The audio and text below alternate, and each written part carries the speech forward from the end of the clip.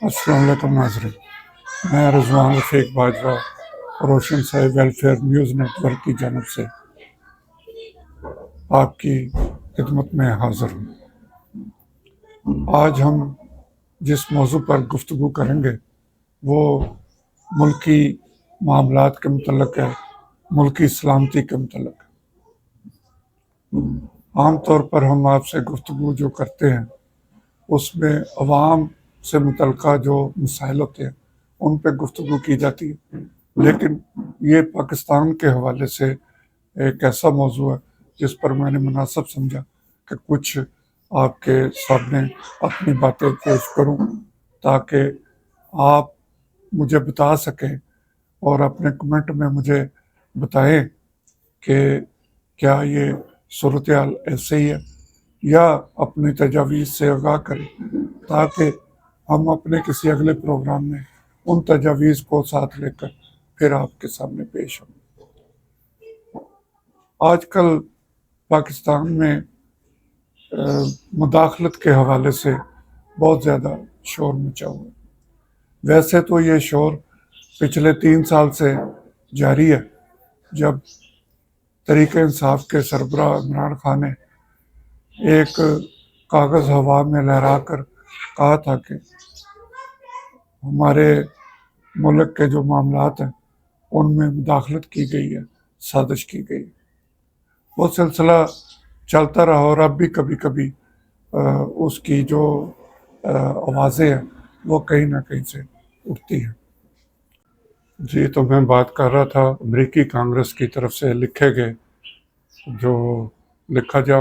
گیا جو خط ہے اس حوالے سے۔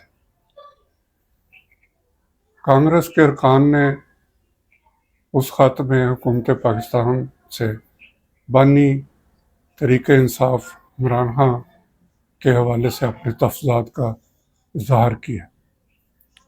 جیسے ہی وہ خط یہاں پہ پہنچا یا اس سے پہلے جب یہ خبر آئی کہ ایک خط جو ہے وہ لکھا جا رہا ہے تو شور مچنا شروع ہو گیا، اور جب وہ خط یہاں پہ پہنچا تو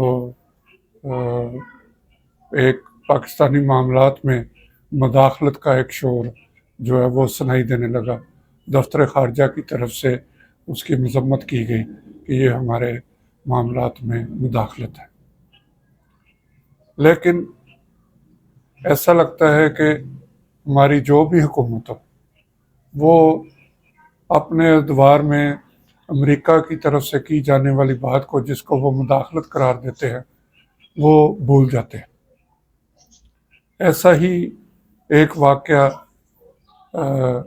جنرل پرویز مشرف کے دور میں واقعہ یہ ہوا تھا جب اسامہ بن لادن کے حوالے سے افغانستان پہ بمباری ہو رہی تھی 9/11 کے بعد، تو امریکی عہدیدار کی طرف سے یہ کہا گیا کہ آپ اپنی پالیسی کے بارے میں واضح طور پر بیان دیں اور بتائیں کہ آپ کس کے ساتھ ہیں، ورنہ ہم آپ کو پتھر کے دور میں پہنچا دیں گے۔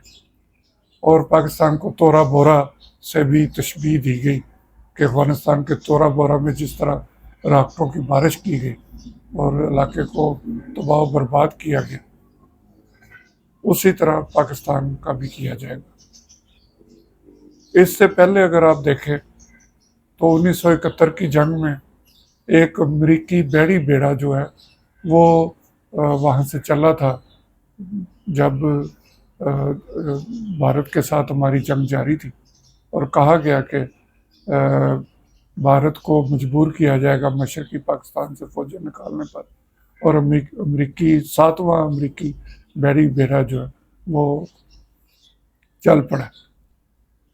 لیکن اس بحری بیڑے کو نہ پہنچنا تھا اور نہ وہ پہنچا، بلکہ بعد میں آنے والی خبروں میں جو اس بیڑے کے سربراہ تھے انہوں نے کہا کہ کوئی واضح پیغام نہیں تھا کہ ہم نے وہاں پہ جانا، لیکن ایک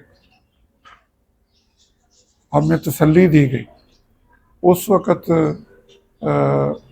یقینی طور پہ بھارت کی طرف سے کہا جاتا ہوگا کہ یہ ہمارے معاملات میں مداخلت ہے، لیکن ہم اس آس امید پہ بیٹھے رہے کہ بیڑا جو ہے وہ آئے گا، لیکن وہ بحری بیڑا جو ہے وہ بہرحال پاکستان نہ پہنچ سکا اور ہمارا ملک ڈولخت ہو گیا اسی امریکی تسلیوں کے جواب میں۔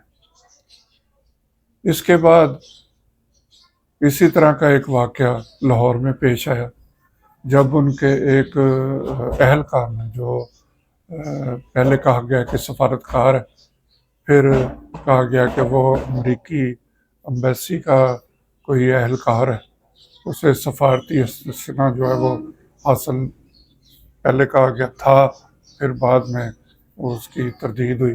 بہرحال وہ اہلکار جیل روڈ پہ اس نے 2 نوجوانوں کو جو ہے وہ گولی مار دی۔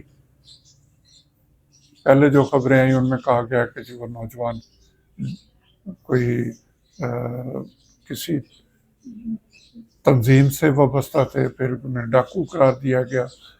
اس طرح کی کئی جو تھیوریاں ہیں، کہانیاں وہ قوم کے سامنے پیش کی گئی، لیکن وہ جو ریمنڈ ڈیوس نامی جو اہلکار تھا، اور جس کے بارے میں اس وقت میں ایک ٹی وی چینل سے وابستہ تھا، میں نے کچھ خبریں بھی اس حوالے سے دی کہ وہ کہاں سے چلا، اس کی کیا ایکٹیویٹیز رہی ہیں، وہ پاکستان میں کیا کرنے آیا تھا۔ بہرحال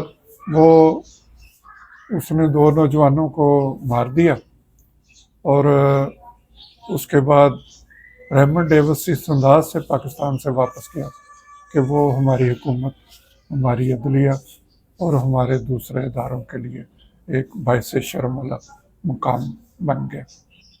نہ پولیس کچھ کر سکی، نہ ہماری عدلیہ کچھ کر سکی، اور نہ ہی حکومت۔ ان کے جو اہلکار تھے امریکی سفارت خانے کے، وہ آئے، اور امریکہ سے بھی کچھ لوگ آئے، ان کے فون آئے، اور ہمارے جو عدلیہ وہ وہاں سے اپنے اہلکار کو لے کر افغانستان روانہ ہو گئے۔ صورتحال یہ تھی کہ جب ہمارے ٹی وی پہ یہ خبریں چل رہی تھیں کہ ریمنڈ ڈیوس کو رہا کر دیا گیا، اس وقت وہ افغانستان میں بیٹھا ہوا تھا۔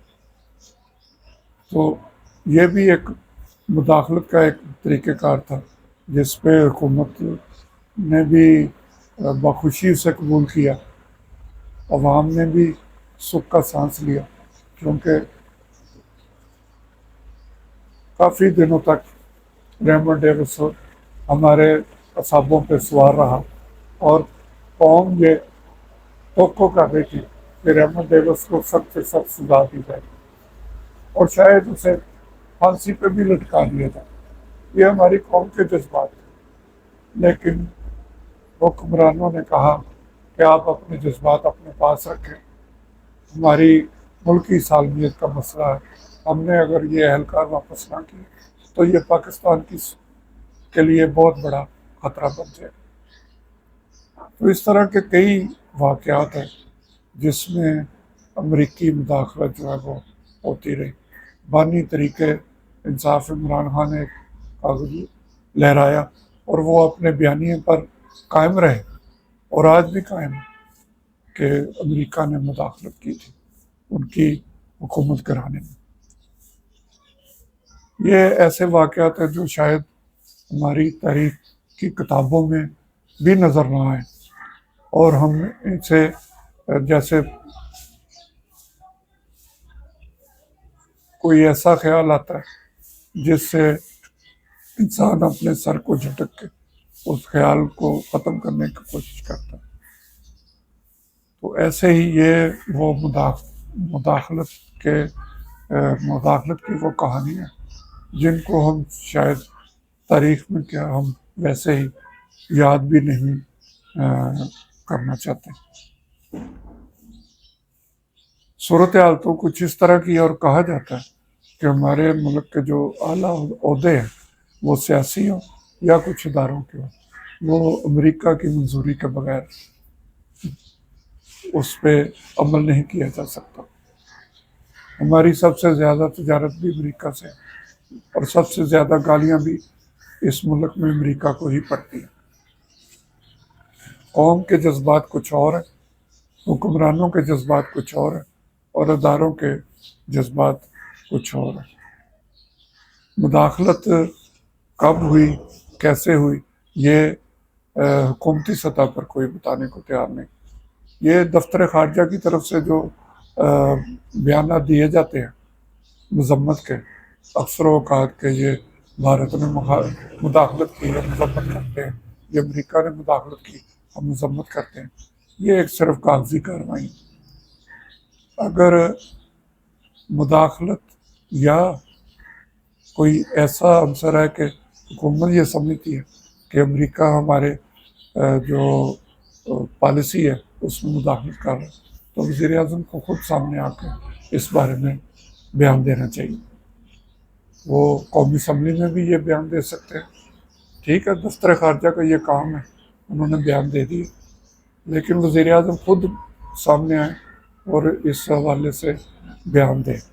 اس طرح کی اور بھی کئی مداخلت کی کہانیاں جو ہمیں سننے کو ملتی ہیں، لیکن کبھی بھی ایسا نہیں ہوا کہ حکومتی سطح پر اس کی کوئی ایسی مذمت کی جائے جس سے یہ مداخلت کا عمل رک جائے۔ قوم چاہتی ہے کہ یہ مداخلت ہو اور اس مداخلت کو روکا جائے، لیکن ہم کیسے روک سکتے ہیں؟ ہم انہی ممالک سے قرضے لیتے ہیں، وہ چین ہو یا امریکہ ہو۔ چین جسے کہا جاتا ہے کہ ہماری اس سے دوستی ہمالیہ سے بھی بلند ہے، تو کیا چین ہمیں مفت میں کچھ چیزیں دے رہا ہے؟ یہ سب ایک ایسی کہانی ہے جو عوام کو بلانے کے لیے سیاستدان اور حکومت میدان میں پھینکتے رہتے ہیں تاکہ عوام خوش ہوں۔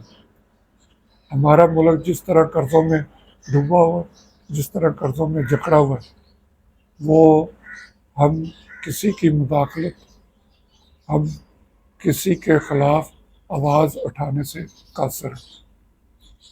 اس لیے یہ سب باتیں کرنے کا مقصد یہ تھا کہ زیادہ شور نہ مچایا جائے۔